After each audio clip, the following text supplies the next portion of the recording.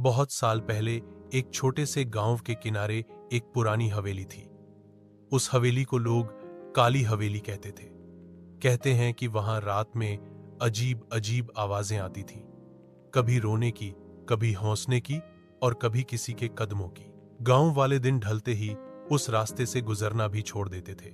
सबका कहना था कि उस हवेली में एक औरत की आत्मा भटकती है, जिसे अपने साथ हुए धोखे का बदला नहीं मिला। एक दिन गांव के दो लड़के अजय और मोहन ने हिम्मत दिखाई और हवेली के अंदर जाने का फैसला किया। सबने उन्हें रोका, लेकिन वे नहीं माने। रात के 12 बजे दोनों हवेली में दाखिल हुए। अंदर अंधेरा था, बस टूटी खिड़कियों से आती चांदनी से थोड़ा थोड़ा दिख रहा था। अचानक मोहन ने देखा कि एक कमरे में लाल साड़ी पहने औरत खड़ी है। उसके लंबे खुले बाल जमीन तक लटक रहे थे और उसकी आंखें लाल चमक रही थीं। अजय ने हिम्मत करके पूछा, तुम कौन हो?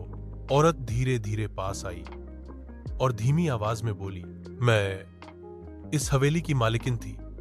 मेरे अपने ही लोगों ने मुझे मार डाला। अब मैं चैन से सो नहीं सकती। अचानक उसकी आवाज चीख में बदल गई और सारा कमरा हिलने लगा। दीवारों से खून बहने लगा और मोहन डरकर भागने लगा, लेकिन अजय वहीं पत्थर की तरह खड़ा रह गया।